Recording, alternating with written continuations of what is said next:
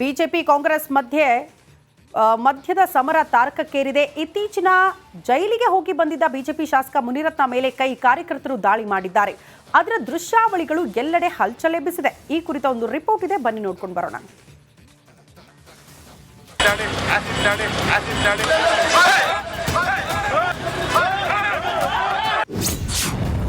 Congress BJP ಮಧ್ಯೆ ತೀವ್ರ fight. ಶಾಸಕ ಮುನಿರತ್ನ ಮುಖಕ್ಕೆ ಬಿತ್ತು ಮೊಟ್ಟೆಯೇಟು. ಬಿಜೆಪಿ ಶಾಸಕ ಮುನಿರತ್ನ ಮೇಲೆ ದಾಳಿ ನಡೆದಿದೆ. ಗುರಿ ಇಟ್ಟು ಮೊಟ್ಟೆ ಎಸೆದು ಮುನಿರತ್ನ ತಲೆ ಮೇಲೆ ಕಾರ್ಯಕರ್ತರು ಮೊಟ್ಟೆ ಎಸೆದಿದ್ದಾರೆ. ಏಟು ಬಿದ್ದ ಕೂಡಲೇ ಶಾಸಕ ಮುನಿರತ್ನ ಡಾಕ್ಟರ್ ರಾಜ್ಕುಮಾರ್ ಸಮಾಧಿ ಬಳಿ ಪ್ರತಿಭಟನೆ ನಡೆಸಿ ತೆರಳಿದ್ದಾರೆ. ಬಹುಶಃ ಪೊಲೀಸ್ ಇಲಾಖೆ ನನಗೆ ಇವತ್ತೊಂದು ಪುನರ್ಜನ್ಮ ಕೊಟ್ಟಿದೆ. ಇವತ್ತು ಇಲ್ಲದೇ ಇದ್ರೆ ಇವತ್ತು ನನ್ನ ಕೊಲೆ ಮುಗಿದು ಇವತ್ತು ಇಷ್ಟೊತ್ತಿಗೆಲ್ಲ ಆಗಿರೋದು. ಗುಂಪು ಗಲಾಟೆ ಅಂತೇಳಿ ಒಂದು 20 ಜನನ ಕರ್ಕೊಂಡೋಗಿ ಬಂಧಿಸಿ ಒಂದು ಕೇಸ್ ಹಾಕಿ ಕಳಿಸ್ಬಿಡ್ತಾ ಇದ್ರು. ರಾಜೀನಾಮೆ ಕೊಡು, ಕುಸುಮಾ ಮಿನಿಸ್ಟರ್ ಆಗಬೇಕು, ಕುಸುಮಾ ಮಿನಿಸ್ಟರ್ ಆಗಿಲ್ಲ ಅಂದರೆ ನೀನು ಬಿಡಲ್ಲ, ನೀನು ರಾಜೀನಾಮೆ ಕೊಡು, ಅವ್ರನ್ನ ಮಿನಿಸ್ಟರ್ ಮಾಡಬೇಕು. 2 ಸಾರಿ ಸೋತಿದ್ದಾರೆ. DK ಸುರೇಶ್ನ ನೀನು ಸೋಲಿಸಿದೀಯ, ಇದರ ಸೇಡು ನಾವು ಬಿಡಲ್ಲ. ಈಗಾಗಲೇ ನೀವೇ ಗಮನಿಸಿದ್ದೀರಿ, DK ಶಿವಕುಮಾರ್ ಒಂದು ಮಾತು ಹೇಳ್ತಾರೆ, ಕೊಂಡಿ ಕಳಿಸ್ತೀನಿ ಅಂತ ಹೇಳಿದ್ದಾರೆ. ಕೊಂಡಿ ಕಳಿಸ್ತೀನಿ ಅಂದರೆ ಅದರ ಅರ್ಥ ಕೊಲೆ ಮಾಡಿಸ್ತೀನಿ ಅಂತ. ನನ್ನ ಕೊಂಡಿ ಕಳಿಸೋದಕ್ಕೆ DK ಶಿವಕುಮಾರ್ ಸಿದ್ಧತೆ ಮಾಡ್ಕೊಂಡಿದ್ದಾರೆ. ಮಾಧ್ಯಮದ ಮುಖಾಂತರ ಕರ್ನಾಟಕದ ಜನತೆಗೆ ನಾನು ಕೇಳ್ಕೊಳ್ತೀನಿ, ನಾನು ಕೊಲೆ ಆಗೋದು ಖಂಡಿತ. ಆ ಕೊಲೆ ಆಗೋದು ಒಂದು ಹೆಣ್ಣಿಂದ ಕೊಲೆ ಆಗ್ತೀನಿ.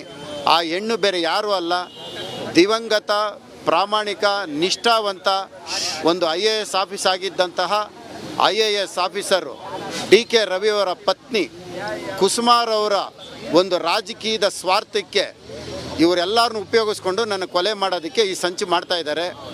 ಲಕ್ಷ್ಮೀ ಹೆಬ್ಬಾಳ್ಕರ್ ಸಚಿವರಾಗಿದ್ದಾರೆ, ಇವರು ಸಚಿವರಾಗಬೇಕು ಅನ್ನೋದಕ್ಕೆ ಇಷ್ಟೆಲ್ಲ ನಡೀತಾ ಇರೋಂಥದ್ದು. ಕಾಂಗ್ರೆಸ್ ಬಿಜೆಪಿ ಮಧ್ಯೆ ಮಾತಿನ ಮಹಾಸಮರ. ಅವರು ಅಟಲ್ ಬಿಹಾರಿ ವಾಜಪೇಯಿ ಜನ್ಮ ದಿವಸದ ಕಾರ್ಯಕ್ರಮವನ್ನು ಅವರ ಕ್ಷೇತ್ರದಲ್ಲಿ ಮಾಡ್ತಾ ಇದ್ರು. ಅಲ್ಲಿ ಅವರಿಗೆ ಮೊಟ್ಟೆ ಎಸೆಯುವುದು ಮಾಡ್ತಾರೆ. ಯಾವುದೇ ರೀತಿಯಾದಂಥ ಸಂರಕ್ಷಣೆ ಇಲ್ಲ ಅಂತಂದರೆ ನಾನು ಸಿದ್ದರಾಮಯ್ಯನವರಿಗೆ ಹೇಳಲಿಕ್ಕೆ ಬಯಸೋದಿಷ್ಟೇ, ಕಾನೂನು ಕೈಯಲ್ಲಿ ತೆಗೆದುಕೊಳ್ಳುವುದು ನಿಮ್ಮಂಥವ್ರಿಗೆ ಶೋಭೆ ತರೋದಿಲ್ಲ. ಯಾರ ಹತ್ರನೂ ಮಾತಾಡಲ್ಲ, ವಿಚಾರ ಏನು ಗೊತ್ತಿಲ್ಲ, ಆಮೇಲೆ ಮಾತಾಡ್ತೀನಿ. ಹೋಮ್ ಮಿನಿಸ್ಟರ್ ಎಲ್ಲ ಮಾತಾಡ್ರಿ ಸರ್, ಅವ್ರು ಏನು ಯಾರು ಅವ್ರನ್ನೆಲ್ಲ ಸೆಕ್ಯೂರ್ ಮಾಡ್ಕೊಂಡು ಆಮೇಲೆ ಮಾತಾಡ್ತೀನಪ್ಪ.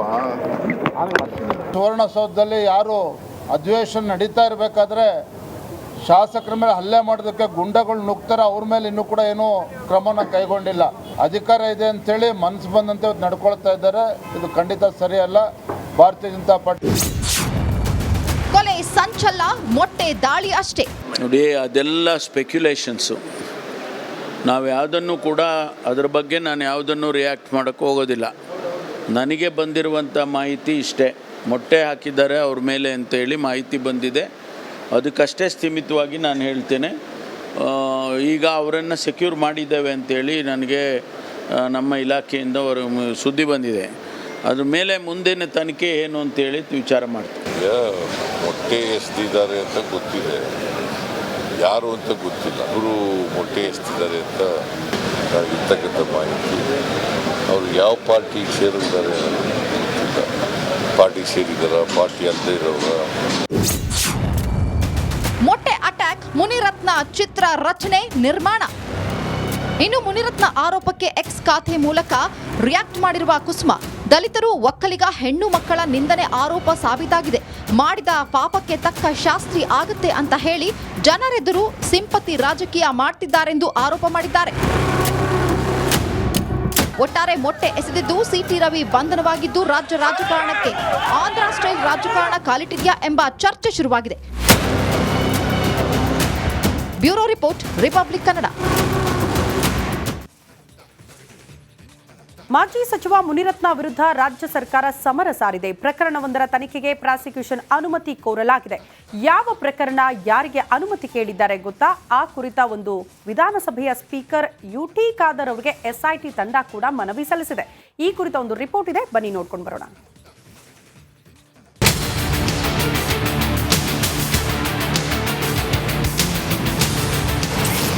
ಮೊಟ್ಟೆ ಏಟಿನ ನಡುವೆ ಮಾಜಿ ಸಚಿವನಿಗೆ ಬಿಗ್ ಶಾಕ್. ಮುನಿರತ್ನ ವಿರುದ್ಧ ಪ್ರಾಸಿಕ್ಯೂಷನ್ಗೆ ನೀಡಲು ಮನವಿ.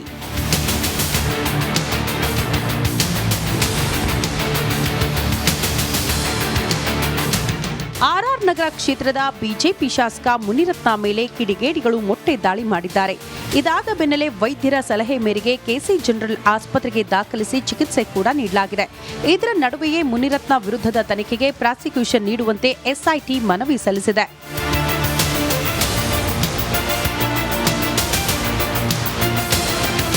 ಬಿಬಿಎಂಪಿ ಗುತ್ತಿಗೆದಾರನಿಗೆ ಬೆದರಿಕೆ ಹಾಕಿ ಹಣ ವಸೂಲಿ ಪ್ರಕರಣಕ್ಕೆ ಸಂಬಂಧಪಟ್ಟಂತೆ ಬಿಜೆಪಿ ಶಾಸಕ ಮುನಿರತ್ನಗೆ ಸರ್ಕಾರ ಶಾಕ್ ನೀಡಿದೆ. ಇದೇ ಪ್ರಕರಣದಲ್ಲಿ ಪ್ರಾಸಿಕ್ಯೂಷನ್ ಅನುಮತಿ ಕೋರಿ ವಿಧಾನಸಭೆ ಸ್ಪೀಕರ್ ಯುಟಿ ಖಾದರ್ಗೆ ಎಸ್ಐಟಿ ತಂಡ ಮನವಿ ಸಲ್ಲಿಸಿದೆ.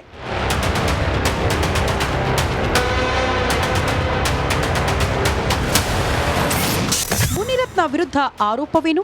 ಬಿಬಿಎಂಪಿ ಗುತ್ತಿಗೆದಾರ ಚೆಲುವರಾಜುಗೆ ಕಸ ವಿಲೇವಾರಿ ಗುತ್ತಿಗೆ ನೀಡಲು 30 ಲಕ್ಷ ನೀಡುವಂತೆ ಮುನಿರತ್ನ ಬೇಡಿಕೆ ಇಟ್ಟಿದ್ರು ಅಂತ ಚೆಲುವರಾಜು ಆರೋಪ ಮಾಡಿದ್ರು. ಈ ಆರೋಪದ ಹಿನ್ನೆಲೆ ಶಾಸಕರ ವಿರುದ್ಧ ಭ್ರಷ್ಟಾಚಾರ ನಿಗ್ರಹ ಕಾಯ್ದೆಯಡಿ ತನಿಖೆ ನಡೆಸುವುದಕ್ಕೆ ಪ್ರಾಸಿಕ್ಯೂಷನ್ ನೀಡುವಂತೆ ಮನವಿ ಸಲ್ಲಿಸಿದ್ದಾರೆ. ಅಲ್ಲದೆ ವೈಯಾಲಿಕಾವಲ್ ಠಾಣೆಯಲ್ಲಿ ಜೀವ ಬೆದರಿಕೆಯಡಿ ಎಫ್ಐಆರ್ ಕೂಡ ದಾಖಲಾಗಿತ್ತು. ಸದ್ಯ ಸ್ಪೀಕರ್ ಯುಟಿ ಖಾದರ್ಗೆ ಎಸ್ಐಟಿ ತಂಡ ಮನವಿ ಸಲ್ಲಿಸಿದೆ. ಈ ಮನವಿಗೆ ಸ್ಪಂದಿಸಿ ಸ್ಪೀಕರ್ ಅನುಮತಿ ನೀಡಿದರೆ ಮುನಿರತ್ನ ವಿರುದ್ಧ ಭ್ರಷ್ಟಾಚಾರ ನಿಗ್ರಹ ಕಾಯ್ದೆ ಪ್ರಯೋಗ ಫಿಕ್ಸ್ ಎನ್ನಲಾಗಿದೆ.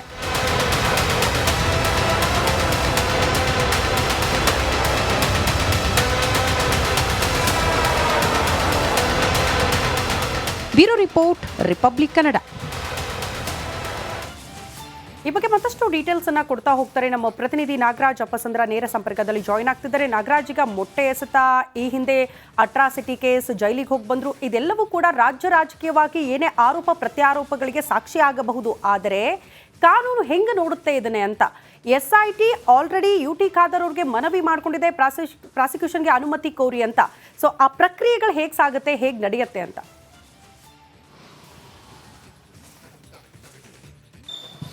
ಶ್ರುತಿ, ಏನು ಈ ಹಿಂದೆ ಮುನಿರತ್ನ ವಿರುದ್ಧ ವೈಯಾಲಿಕಾವಲ್ ಪೊಲೀಸ್ ಠಾಣೆಯಲ್ಲಿ ದಾಖಲಾಗಿತ್ತು.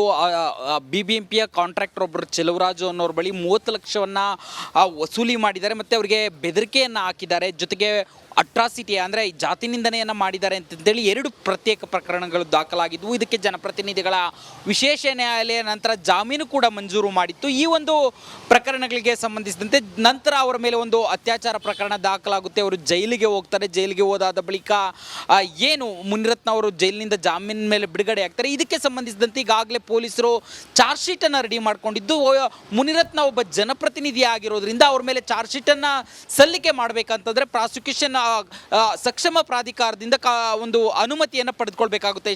ಅವರು ಸದನದ ಸದಸ್ಯರಾಗಿರೋ ಕಾರಣ ಅವರಿಗೆ ಸಕ್ಷಮ ಪ್ರಾಧಿಕಾರವಾಗಿ ಸ್ಪೀಕರ್ ಬರೋದ್ರಿಂದ ಸ್ಪೀಕರ್ ಯುಟಿ ಖಾದರ್ ಅವರಿಗೆ ಎಸ್ಐಟಿ ತಂಡ ಒಂದು ಮನವಿಯನ್ನು ಮಾಡ್ಕೊಂಡಿರ್ತಕ್ಕಂಥದ್ದು. ಏನು ಈ ಒಟ್ಟು 3 ಪ್ರಕರಣಗಳಿಗೆ ಸಂಬಂಧಿಸಿದಂತೆ ಅವ್ರ ಮೇಲೆ ಚಾರ್ಜ್ ಶೀಟನ್ನು ಸಲ್ಲಿಕೆ ಮಾಡಬೇಕು. ಇದರ ಭಾಗವಾಗಿ ಮೊದಲ ಚಾರ್ಜ್ ಶೀಟ್ ಅವ್ರ ಮೇಲೆ ರೆಡಿ ಆಗಿರ್ತಕ್ಕಂಥದ್ದು. 30 ಲಕ್ಷ ಹಣವನ್ನು ಏನು ಬೆದರಿಸಿ ಕಾಂಟ್ರಾಕ್ಟರ್ ಒಬ್ಬರಿಂದ ಪಡೆದುಕೊಂಡಿದ್ರು. ಇದಕ್ಕೆ ಸಂಬಂಧಿಸಿದಂತೆ ಚಾರ್ಜ್ ಶೀಟ್ ರೆಡಿ ಆಗಿದ್ದು, ಇದನ್ನು ಸಲ್ಲಿಕೆ ಮಾಡೋದಕ್ಕೆ ಅನುಮತಿಯನ್ನು ಕೊಡಬೇಕು ಅಂತಂತೇಳಿ ಕೇಳ್ಕೊಂಡಿರ್ತಕ್ಕಂಥದ್ದು. ಒಂದು ವೇಳೆ ಯುಟಿ ಖಾದರ್ ಇದನ್ನು ಪರಿಗಣನೆಗೆ ಮಾಡಿ ಒಂದು ಪ್ರಾಸಿಕ್ಯೂಷನ್ಗೆ ಅನುಮತಿಯನ್ನು ಕೊಟ್ಟಿದ್ದೆ ಆದರೆ ಮುನಿರತ್ನ ಮೇಲೆ ಚಾರ್ಜ್ ಶೀಟ್ ಸಲ್ಲಿಕೆ ಆಗುತ್ತೆ. ಕೋರ್ಟ್ನಲ್ಲಿ ಕೇಸ್ಗೆ ಅವರು ಪ್ರತಿ ಬಾರಿಯೂ ಹಾಜರಾಗಬೇಕಾಗುತ್ತೆ. ಕೇಸ್ನ ಟ್ರಯಲ್ ಕೋರ್ಟ್ನಲ್ಲಿ ಶುರುವಾಗುವಂಥದ್ದು.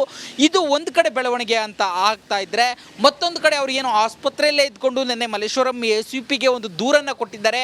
ಅದಕ್ಕೆ ಸಂಬಂಧಿಸಿದಂತೆ ಇವತ್ತು ಪ್ರಕರಣ ದಾಖಲಾಗುವ ಸಾಧ್ಯತೆ ಇರತಕ್ಕಂಥದ್ದು. ನಿನ್ನೆ ದೂರನ್ನು ಪಡೆದುಕೊಳ್ಳಲಾಗಿದೆ.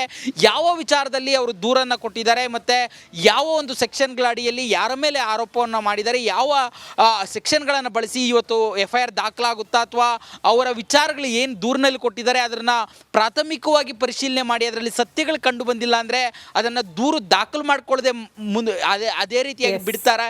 ಈ ಎಲ್ಲ ವಿಚಾರಗಳ ಬಗ್ಗೆ ಇವತ್ತು ಡಿಸೈಡ್ ಆಗುವಂಥದ್ದು. ಶ್ರುತಿ. ಓಕೆ ನಾಗರಾಜ್, ಧನ್ಯವಾದಗಳು ತಮ್ಮೆಲ್ಲ ಮಾಹಿತಿಗೆ.